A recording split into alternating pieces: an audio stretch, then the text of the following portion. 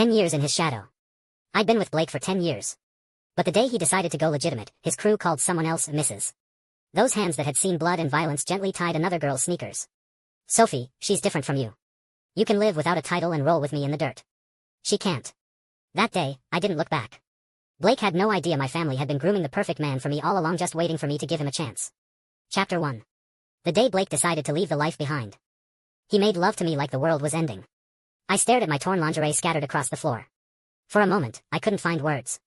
Blake, is this the apocalypse or something? The desperate way he'd taken me like there was no tomorrow. Blake was smoking his post-sex cigarette, thin eyelids drooping, expression hazy. Sophie, if I cut you loose, you won't go psycho on me, right? The casual way he said it like a joke sent ice through my veins. 10 years with Blake taught me to read his moods. He liked obedient women, but he was all rebellion and defiance underneath. Just like now.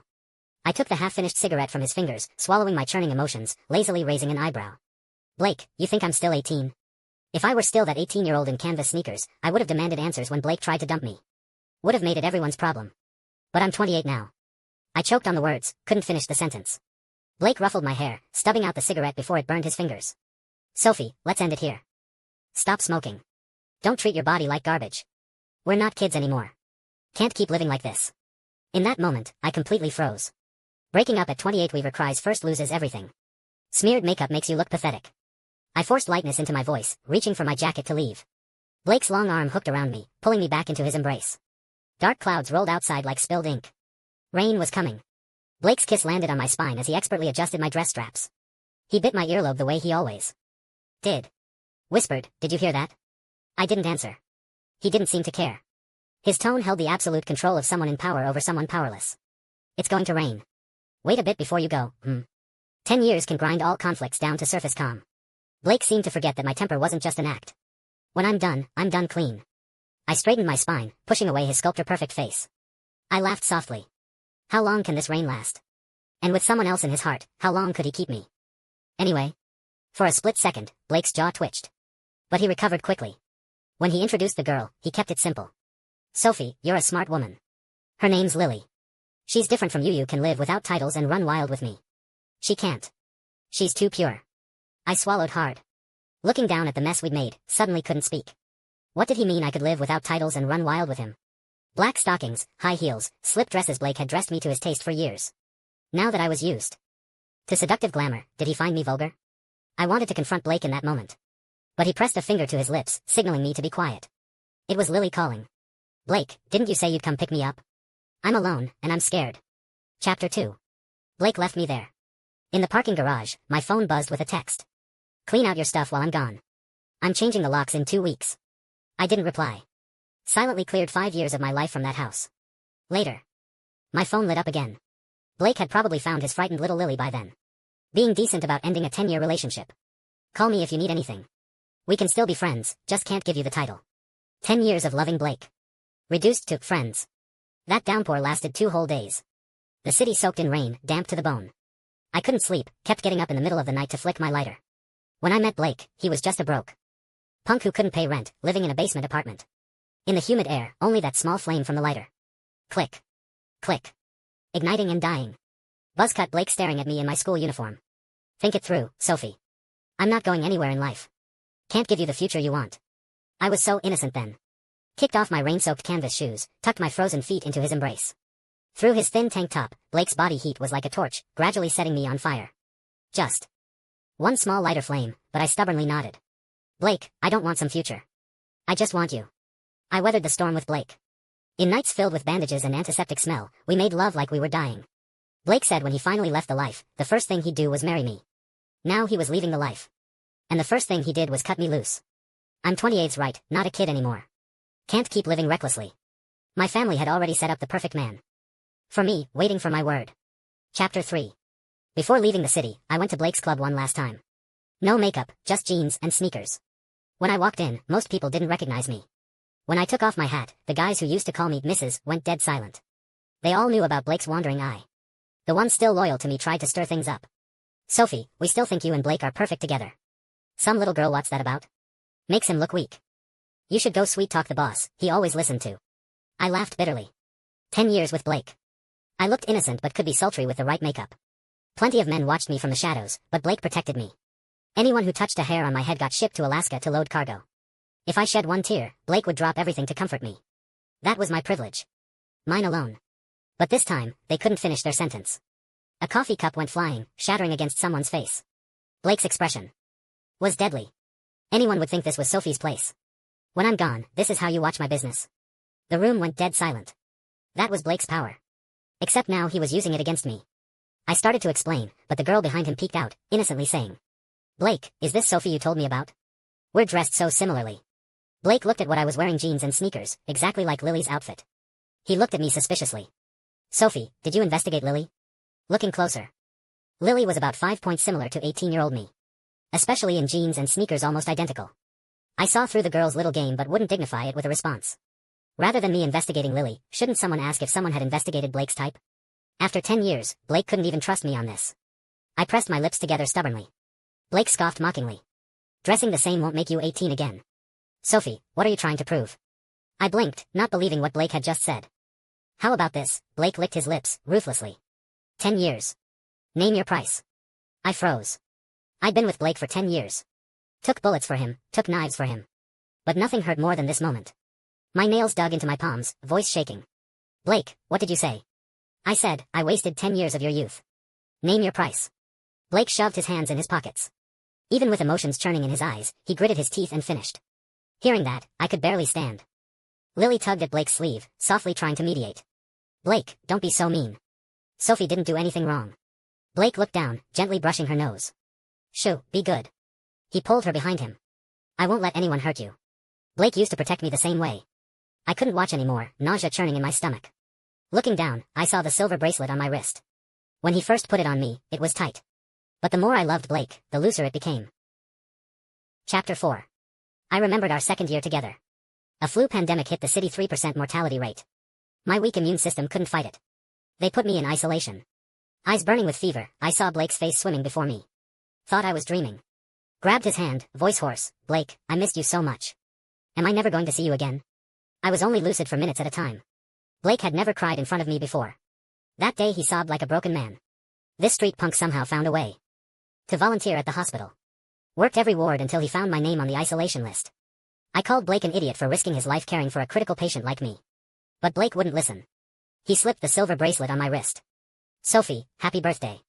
We were so poor back then. Could stare at jewelry store windows for hours over one silver ring. I thought I wouldn't see another spring. But Blake wished me happy birthday as cherry blossoms fell past the isolation ward window. Later I learned the truth. That silver bracelet was melted down from Blake's childhood protection charm. Blake said, "Sophie, I'm built tough. I can handle anything life throws at me. You just focus on living peacefully and happily." The silver bracelet had dangled on my wrist for 9 years. Young Blake's mark on me. I really thought then that Blake and I were bound together by this bracelet. Peace and happiness. Blake, to me, was like this bracelet that no longer fit. I bit down hard, yanking and pulling until my wrist was raw red. Blake frantically stubbed out his cigarette. Eyes bloodshot. He snarled, "Sophie, what the hell are you doing?" I twisted my face up, eyes full of barely contained tears. Wasn't Blake the one who asked me to name my price for 10 years? I was naming it, and now he couldn't handle it. "Blake, let's just say we." "Don't you dare say it." He rushed to cover my mouth, but Lily tripped him. I smiled slightly, a tear rolling down my cheek. Never happened at all. As the words fell, I threw the mangled silver bracelet into the koi pond by the entrance. Ripples spread across the green water. Blake rushed to the pond, kneeling in the rain, desperately searching for that silver gleam. Watching him so frantic, I fought the urge to dive in after the bracelet myself, my chest aching. What was this? Did he still have feelings for me? 10 years with Blake flashed before my eyes like a movie. Heart numb from pain, even breathing hurt. All to repay that one happy birthday from years ago. Barely worth it. But Blake and no matter how hard it was to let go of the past had no future. Rain fell in scattered drops. When I walked into it, I felt like I'd lost half my soul. Blake came after me with an umbrella. Smoke heavy on his clothes, but his grip on my shoulder wouldn't be shaken off. "Sophie, let me drive you." I didn't turn around, but Lily splashed through puddles. Bangs soaked, clinging to her pale, fragile face. She looked pitiful. "Blake, are you going to leave me here alone?" Chapter 5. He stopped. I didn't. Ready to walk through the rain, when a large umbrella blocked the downpour. Suddenly pulled into an embrace that smelled of warm steam. The hand holding the umbrella was pale and cold as jade. Blocking Blake's furious, suppressed gaze, a calm voice cut through. "Mr. Blake should handle his own affairs first. I'll take care of my lady myself." How long since I'd heard that title? My breath caught. Looking up with furrowed brows, I met those dark eyes like melting ice. Adrian's cool, composed demeanor nothing like the sickly boy who'd filled an attic with my portraits. I instinctively stepped back, but the man's arm locked around my waist. He tilted the umbrella slightly, lips curving. His ink-black eyes never left mine. Step back any further and I won't be able to cover you. Or are you still trying to run away, like back then? The umbrella tilted more toward me, heat creeping up my neck. The year I ran to this city, I truly despised Adrian. The thought of spending my life with someone so weak and boring filled me with dread. So I fell for Blake, his complete opposite, and made myself as flashy as possible. But in the end, seeing Adrian again brought me back to reality. I stiffly straightened up, trying to act experienced while avoiding his gaze. Cut the crap. If I catch pneumonia, my dad will kill you. My spoiled, rebellious nature. Adrian had indulged it from the start. Blake watched from behind me, his pupils contracting. In the rearview mirror, my last glimpse of him was standing alone in the rain. Blake was right about one thing. 10 years with him was just me acting out. My family had already paved my path. Study abroad with Adrian, come back and inherit the family business. Adrian was the man my parents had watched grow up, temperament, looks, ability, all exceptional. But I was rebellious. The day after my debutante ball, I changed my college applications and ran away under the guise of education. For 10 years, my family never came looking for me. I thought they'd disown me out of shame. But now Adrian gripped the steering wheel, calmly explaining. I told your parents not to look for you. 2 years older than me, but he had the sharp presence of someone who could see through anyone. I knew you'd come home when you were done playing. No rush. I dug my nails into my fingertips, suddenly feeling ashamed. I wasn't coming home because I was done playing, I was coming home heartbroken. Watching the increasingly familiar scenery, I said quietly. Adrian, am I completely pathetic? The car smelled of sandalwood, just like Adrian. Tired and tear-stained, I started to doze against the headrest. But I heard this usually composed man lose control. His knuckles white on the steering wheel, voice thick with possessiveness. Has anyone ever taught you not to discuss ex-boyfriends in front of your fiancé? The air in the car froze. My oversized t-shirt slipped off my shoulder. Adrian's Adam's apple bobbed hard. He hit the brakes at a red light. In those 78 seconds, he sighed softly. Unbuckling his seatbelt, he pulled me from the passenger seat onto his lap, removing my wet sneakers. Adrian methodically changed my shoes and pulled my sliding shirt back up. When he put me back in the passenger seat, he simply stated. He didn't take good care of you these 10 years. Not a question. A fact. I wanted to argue defiantly but found myself tearing up pathetically instead. The warm fleece lining under my feet felt like an addiction I couldn't shake. Made me want to burrow into Adrian's arms and cry properly. The car cut through the rain curtain, moving forward. Adrian saw my reddened eyes, voice gentle. The best way to forget the last relationship is to start the next one. With him, I'd always done whatever came to mind. The second he finished speaking, I commanded. Find somewhere to pull over. His hand on the steering wheel paused. Adrian looked puzzled but complied. The moment he engaged the parking brake, I climbed over the center console onto his lap. Adrian tensed his legs nervously, trying to lean back. The extra space only fed the dark possessiveness in my heart. Eyes red, I grabbed his tie, commanding him with shaky confidence. Adrian, hold me. The man's hands at my sides clenched. He laughed despite himself, something bright in his eyes. Not disgusted with me anymore. I used to despise Adrian's gentleness, his rigidity, his rule-following. Used to want nothing more than to see that perfect face crumble. But now, seeing his collar reddening beneath his shirt, his sliding Adam's apple. Suddenly I found this type of ice-cold beauty had its own allure. I'd always loved watching perfect people fall from grace. My arms slowly tightened, pressing us impossibly close. When Adrian's cold lips kissed me, my mind went blank. Then desire took over. I grabbed his neck, arching up to pin him down. I bit Adrian viciously, trying to vent my suppressed emotions through this still water. Then control. Shifted. Adrian bound my hands behind my back. Pushed me against the steering wheel. I was completely disheveled, hair scattered across his shoulders. My phone on the console suddenly rang. Trying to hang up, I accidentally hit answer. A cold, tight voice came through. Sophie, you left something at my place. I'll bring it when I'm in the north side for business.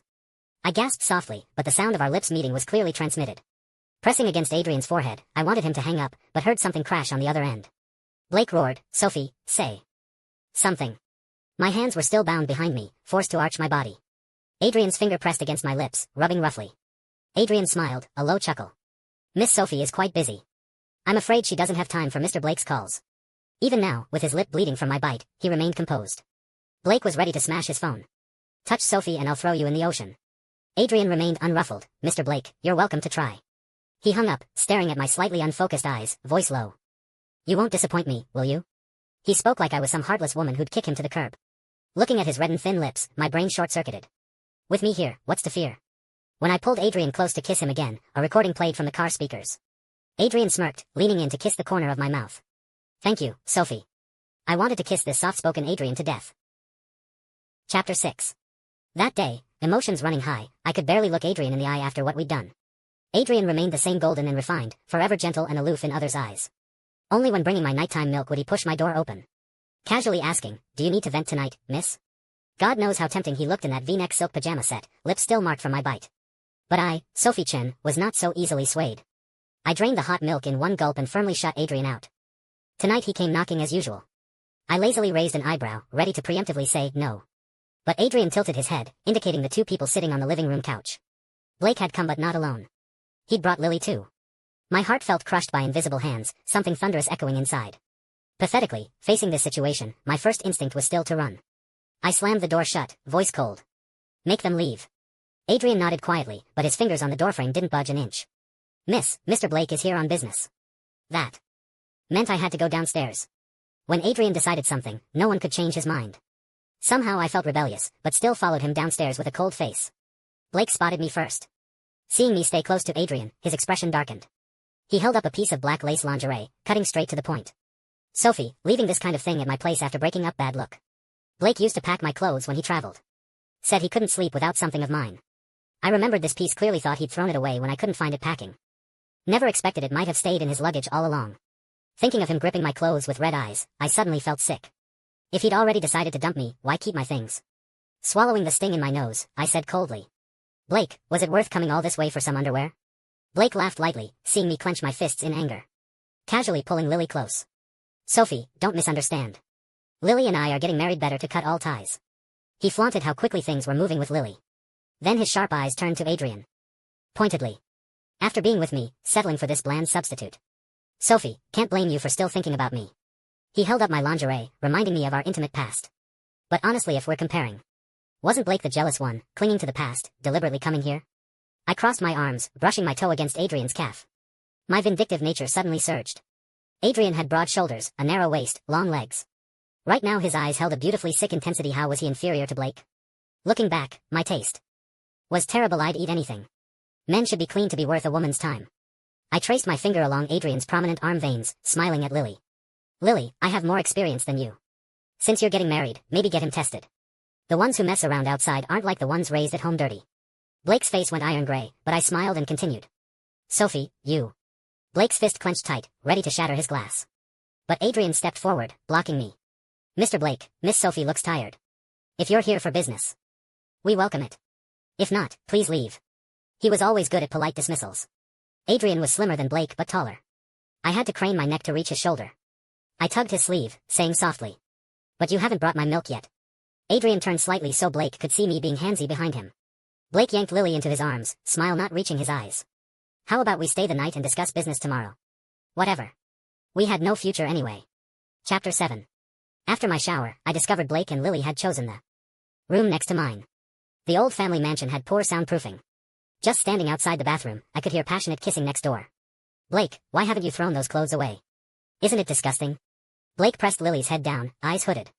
His aura turned ice cold. "Just wanted to remind Sophie how pathetic she looked begging under me. You think that weak Adrian can satisfy her? She's just using some random guy to make me jealous." I found it almost funny. I wasn't that petty, using another man to spite him. Turning around, I met Adrian's dark eyes. He'd come to bring my hot milk. But this time, unusually, he silently set the milk down and turned to leave. When Adrian was angry, he deliberately slowed his walking pace. I tiptoed up, suddenly playful, grabbing his wrist, letting my gaze wander down. He wore a black bathrobe, showing hints of his abs. Further down, hidden completely. "You heard everything?" I asked softly. Adrian's eyes darkened as he nodded. I pretended to think for a moment. Picking up the milk, I took a small sip. "So, Adrian, can you handle it or not?" The moment I finished speaking, Adrian locked the door behind him. Feeling his knee between my legs, an inexplicable heat rushed through me. "Miss, do you know what you're asking?"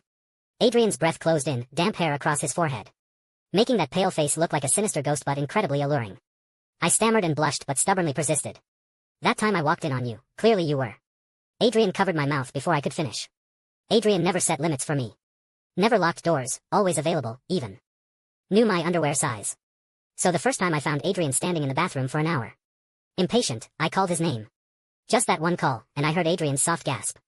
He came out quickly, flustered, pushing me away. If not for the faint musky scent in the bathroom, I might never have realized Adrian's reaction to me was so intense. Later, discussing with experienced friends, I finally understood that night. After that, I fled to the south side, partly to avoid Adrian. From my calling his name to his reaction just seconds. Now Adrian's bathrobe hung open somehow. Frowning, he grabbed my wrist. Try me and find out. Eyes lowered but tinged with pale red. Something humiliated in the look. I wasn't exactly modest following his lead, my fingertips slid down. Soon pressing against burning heat. Compared to Blake, no less impressive. Even fresher somehow. I started to undo his belt.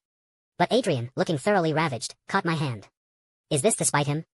I was confused for half a second, not following Adrian's logic. But I heard him sigh roughly, voice shaking. Fine. Even if it's to spite him. You're Miss Sophie. Your call. Adrian struggled to close his eyes, long lashes lowered.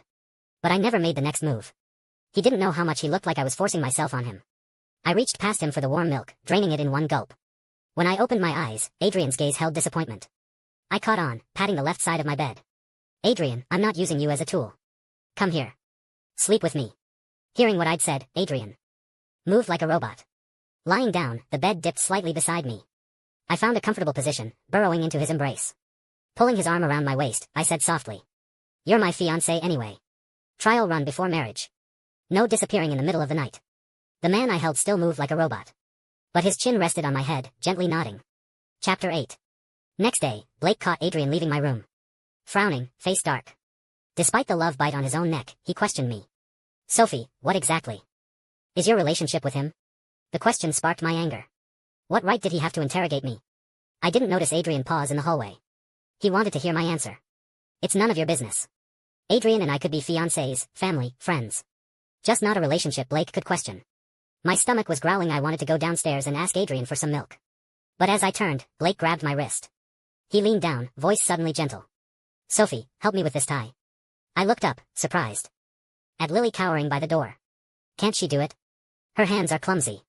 Not as good as your Windsor knots. We were standing too close. Looked like Blake was embracing me. Lily's face went white, tears welling up. She ran downstairs without a word. I still made no move to help, arms crossed. Aren't you going after her? After just one night, Blake seemed tired of her. Didn't spare Lily a glance. Little girls are exhausting. Let her sulk, she'll behave. My smile was gentle, but my eyes were cold. I stood on tiptoe, pretending to help with his tie, but when he smiled smugly, thinking he had me, I yanked it tight, cutting off his air. Eyes red, he tried to pin me against the wall. But I'd already released him and danced away. Sorry, haven't done that in a while. Rusty. I shrugged carelessly. Heading downstairs, I suddenly met a pair of dark eyes. Adrian had been standing there who knows how long. Holding a sandwich, looking ready to shatter. He called softly, breakfast. Somehow my heart raced with guilt. The meal was quiet. Except occasionally Blake's leg would brush mine under the table. I'd move away in disgust, only encouraging him to be bolder. Adrian silently bit his eggs Benedict, brow permanently furrowed. After breakfast, Adrian went to his study to organize materials. The moment the door closed, only Blake and I remained in the living room. I'd randomly switched to a dating reality show. The female contestant's ex-boyfriend questioned her after seeing her date someone new. I don't believe you could move on so fast. I bit into a blueberry, tartness exploding on my tongue. Blake watched the screen, commenting. Her eyes clearly still love him. Otherwise why keep watching who her ex chose? Watching the persistent man on screen, I said flatly. Isn't this guy just pathetic? He dumped her, but now he's pissed she's moving on. Blake was briefly speechless, Adam's apple working before managing. He's just worried she'll make bad choices. I laughed coldly, the concern's unnecessary after all, he's not exactly. Word by word, a prize himself. I got up to leave. Blake stubbornly followed. From some pocket, he produced the silver bracelet I'd thrown away. Under the lights, blindingly bright. Sophie, can't you leave me something to remember? Would I ever hurt you? He looked frustrated and helpless. But I was suddenly speechless. Do men only develop feelings for ex-girlfriends after breakups? I stepped forward, trying to grab the bracelet and throw it again. But a phone rang. Lily, who'd been missing all morning. Blake hesitated but answered. Weak crying that made your heart clench. Blake, I'm so scared. Come find me, please. There are people following Malukes like that gang that cornered you before. They have guns. Blake clenched his fist. Find somewhere safe, baby. I'm coming. Watching Blake rush out frantically, doubt nagged at me. Looking up, I met Adrian's ice-cold stare from upstairs. Was it my imagination, or was Lily's timing always suspiciously perfect? Chapter 9. Knocking on the study door, Adrian wore frameless glasses. His gentle facade contained, revealing bone-deep coldness that kept people at bay. After staring for 2 seconds, I suddenly realized maybe I'd been wrong about Adrian all along. Thinking he was gentle, rigid, rule-following. Adrian, let me see your phone. He looked surprised but handed it over directly. My fingerprint unlocked it immediately. Brushing past the frame, a faint smell of smoke. Adrian had cleaned up all traces. Except one photo of me in his gallery. The year Blake and I were both poor. Someone had broken his leg. I carried him step by step to the hospital. White canvas shoes yellowed and soaked through. Baggy jeans, hair in a simple ponytail. Heartbreaking to look at. Just like Lily when she appeared identical. Before leaving the South Side, I'd investigated why Blake got involved with Lily. He'd gone north on business, ran into rivals. They had guns. Lily threw her oversized school jacket over Blake, pretending they were young lovers. He escaped because of her. Apparently Blake stood outside Lily's school for hours. Cigarette butts littered the ground at his feet. After that day, he came back ready to leave the life. Lily was from the north, wore the same blue and white uniform as I had, even the same worn-out shoes.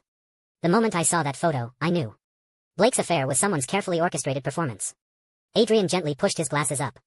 She's my asset. Specifically sent to Blake's side. I clenched my fingers, staring wide-eyed in shock. Miss.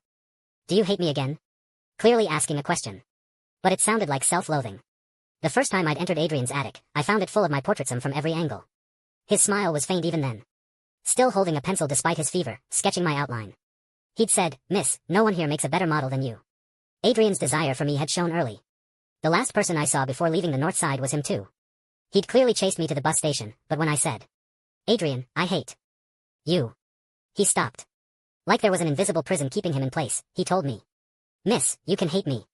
The second half was too quiet. I'd forgotten after so long. But now it suddenly rang in my head like thunder. But you'll still end up in my hands. Yes, I'd ultimately return from the south side to the north side. Come back to face this man I'd tried to escape as a teenager. His overly intense, direct, yet rigid love. I frowned tightly, not knowing how to respond. And the redness in Adrian's eyes betrayed his real emotions too. He wasn't as composed as he'd planned. Not as certain I'd stay after learning the truth. Adrian, you know what lying to me means, right? Adrian leaned against the bookshelf, lips pale. So how will Miss punish me? Adrian was like some fragile, beautiful crystal. Doing cruel things to someone like him always felt brutal. Bottom line, he hadn't really done anything wrong. Just told me the truth early. Ended my delusion of love. Rather than punish Adrian, I wanted to punish myself. Adrian. I told you before. I want to choose for myself. I didn't want to walk someone else's predetermined path. I wanted to choose my own way. Chapter 10. Learning I was leaving the north side, Blake's eyes stayed glued to me. Come back south, you always loved that lakeside house. I've already had people. I cut him off. Blake, you think I'd go anywhere with you? Even if Lily was Adrian's pawn, the cheating, the seamless transition, pushing me away all facts. Besides, Lily had fallen for this relationship for real. Hearing this, she gently took my hand. Smiling, Sophie, when Blake and I get married, I'll definitely send you an invitation. Hearing this, Blake's breathing hitched. He stood half in shadow, eyes holding no warmth. Just heavy disappointment. Maybe not. I suddenly think marriage is pretty pointless. While we're young, might as well play around a few more years. The moment he finished, Lily went pale.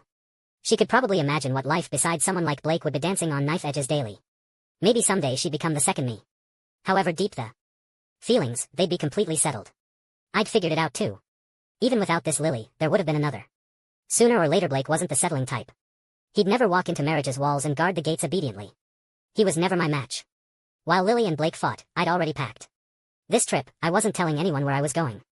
While horseback riding in the western grasslands, my guys in the south side sent updates about Blake. Apparently after I left, Blake called off the rapidly approaching wedding. Lily nagged him constantly, got so annoyed he broke up with her. During my road trip across half the country, he'd go north every few days. Heard he even fought Adrian. But surprisingly lost. Adrian vented all his emotions on Blake. Blake thought Adrian hadn't taken good care of me, making me want to leave. Adrian thought everything was Blake's fault for making me lose faith in love. Alone under the vast grassland sky, watching cattle and sheep graze freely, I suddenly felt liberated. Life was about following your heart. Whatever mood struck, sunny or stormido. Sunny or stormy things. Just like at 18, seeing those paintings in the attic, I fled home. Was I resisting predetermined fate, or resisting Adrian himself? It took half a year to figure out. The answer was already packed in my luggage home. Much later, I still remembered that morning. In the northern fog, I pushed open that rusty gate. Adrian sat before his easel, surrounded by my portraits. Frame by frame preserving my 10 years in the south side. I'd never seen Adrian there. He must have hidden himself well. Humbly watching me build a life with Blake. Humbly waiting for the right moment to orchestrate my return. For a moment, seeing me approach, Adrian thought he was dreaming. He removed his glasses, soft hair falling loose. Dazed, asking, Miss, am I dreaming? My clothes were still dusty, but I couldn't hide my mischief. Adrian, hold me. He carefully stepped forward, opening his arms.